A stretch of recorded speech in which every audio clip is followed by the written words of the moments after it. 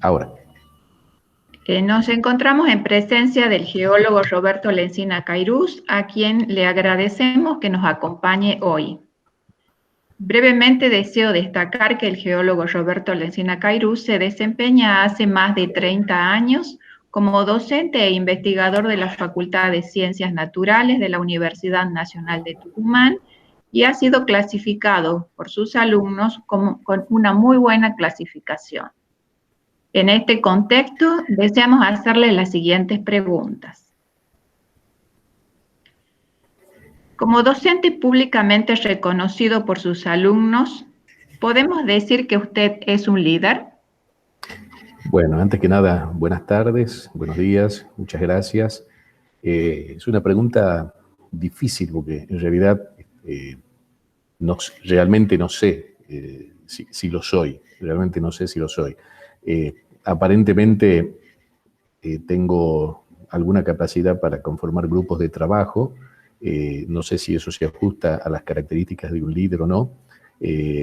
Sí estuve pensando, o estoy pensando en este momento, que como a lo largo de mi vida me he desempeñado en muchísimos tipos de actividades, muchos, no solo mi profesión de docente, de geólogo, sino en muchísimos ámbitos, de asociaciones, artísticas, etcétera, etcétera, sociales, comunes. A veces uno puede tener un rasgo de liderazgo en ciertos grupos y en otros no.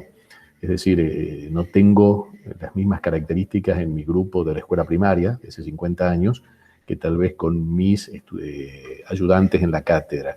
Entonces, eso me quedé pensando, ¿no? Si uno realmente es un líder para todos los ámbitos donde se desempeña, o a veces tiene características particulares y es específicamente para una actividad. Así que, no sé, es una pregunta que yo la trasladaría a la gente que trabaja conmigo, si me permiten, pero bueno, aparentemente sí, no lo sé.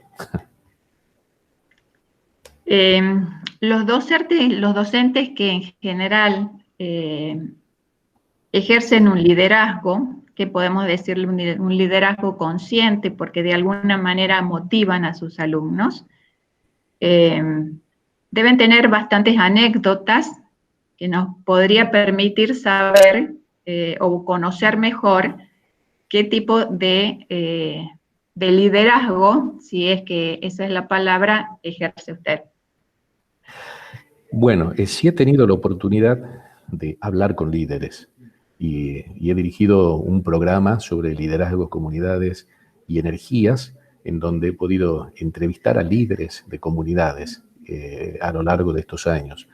Y sí, veo que hay rasgos comunes entre esa gente y definitivamente hay gente que me considera que es un líder. Pero bueno, para ir a una anécdota, soy un líder en algunas actividades o en algunos aspectos de mi vida. A ver, una anécdota.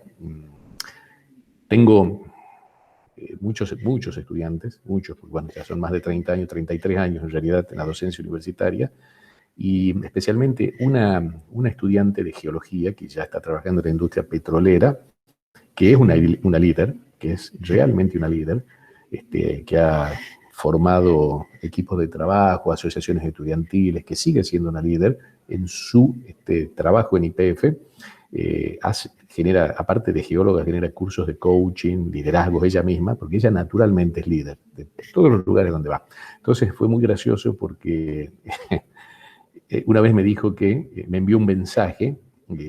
No suele enviar mensajes, no suele sacar fotos, pero bueno, yo tengo el gusto de que ella haya publicado para el Día del Docente una foto conmigo, una cosa de esa, ¿no? Pero bueno, me dijo que cuando ingresó a YPF le pidieron que diera, porque estaba trabajando no con geólogos, sino con ingenieros. Entonces, que le dieron una clase de geología. Entonces, en el acto, dice que lo primero que hizo, me envió un mensaje agradeciéndome porque dice que hizo exactamente lo que había aprendido de mí, pero no solo eso, sino de la forma en que yo lo daba. Entonces, se había dado cuenta de que no solamente eran los contenidos que ella le podía transmitir a los ingenieros, sino el estilo de dar, utilizando los mismos ejemplos, cómo se paraba en el aula, etcétera, etcétera, etcétera. Y la anécdota que florea este breve relato es que a ella le dicen que es idéntica a mí. O sea, y hay otros geólogos jóvenes que se identifican con otros docentes y son conocidos porque caminan igual, dan las clases igual, tienen las mismas anécdotas para contar. Así que bueno, no sé si esa es una anécdota específicamente de un liderazgo, pero sí, tal vez para cerrarlo, a esto es, en general, yo dejo que la gente opine cuando hay un planteo, como podemos tener ahora planteos salariales, pueden ser, dejo que libremente la gente opine y trato de opinar al último porque tiene demasiado peso mi opinión. Entonces, en general, tengo que tener mucho cuidado cuando hago eso, porque si no es demasiado influyente mi opinión. Entonces, si yo quiero que realmente la gente tenga libertad de expresarse, primero escucho y luego recién agrego sobre lo que ellos escucharon mi opinión, generándoles el mejor de los marcos de libertad para opinar. Bueno, no sé si grafico o no la pregunta, pero tengo muchas anécdotas de ese tipo. Lo que pasa es que siempre me resulta un poco incómodo autorreferenciarme, entonces bueno, por eso no me siento muy cómodo hablando de mí mismo. Esa es la realidad. Muchas gracias. Una de las competencias fundamentales de un docente es la capacidad de comunicación.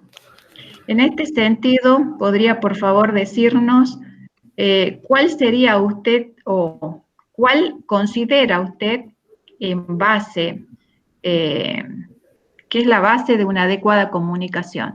Bueno, eso sí, esto yo lo aprendí soy mediador y estudié y trabajé en medios de comunicación y gestiono medios de comunicación como consultor en empresas en vínculos con las comunidades, ¿sí? Entonces, no es que no soy un experto en comunicación, pero la comunicación eficiente, efectiva o una buena comunicación también fue un motivo de mi pregunta hacia esos líderes cuando yo tenía que entrevistar a los líderes. También le hacía exactamente la misma pregunta. ¿Qué pude aprender? Una comunicación eficiente pone el peso fundamentalmente en escuchar, más que en hablar.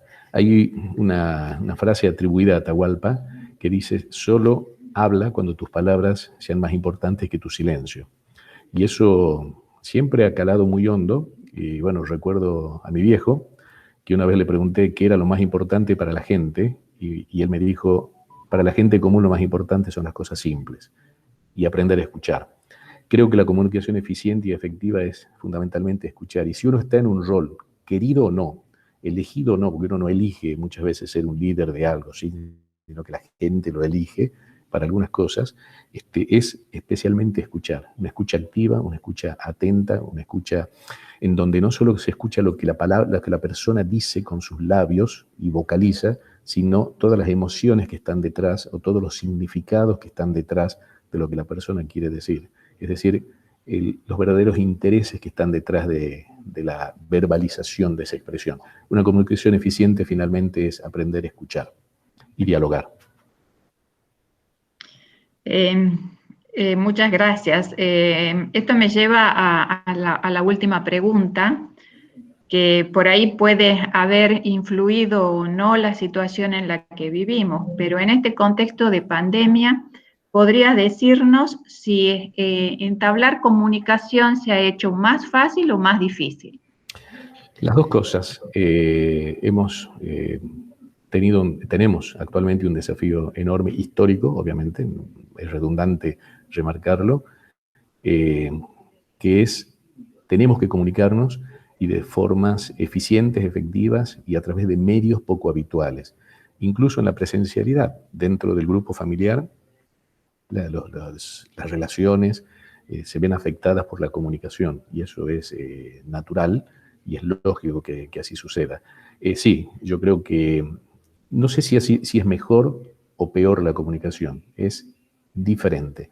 Y como a mí me gusta ver el vaso medio lleno, trato de ver el vaso medio lleno, no siempre lo logro, creo que es una excelente oportunidad para aprender a comunicarnos, ¿no?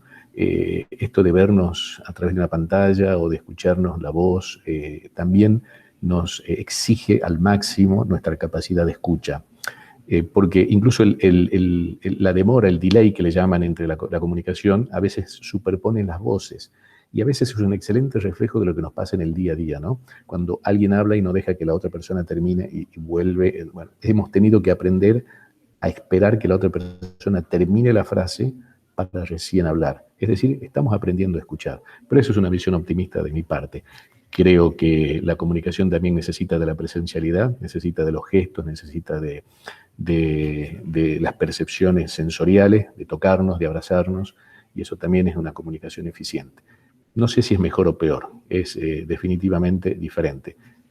Y finalmente es esto de escuchar, nos tiene que llevar a un diálogo que es un concepto central, que es el diálogo transformativo, donde el diálogo no tiene que ver con una obligación, con un mecanismo de defensa, con un último recurso, sino que tiene que ver con realmente una actitud y humildad de querer, a partir de la palabra, a partir de los gestos y a partir del encuentro, realmente modificar las realidades cotidianas.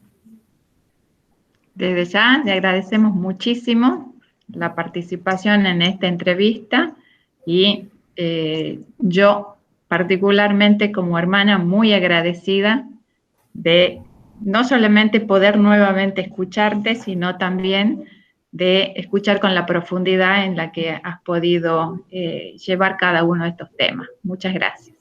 No, al contrario, permítanme que diga, Normita, hermana querida, te mando un beso grande y gracias, ha sido un placer y un honor para mí. Muchas gracias, besos.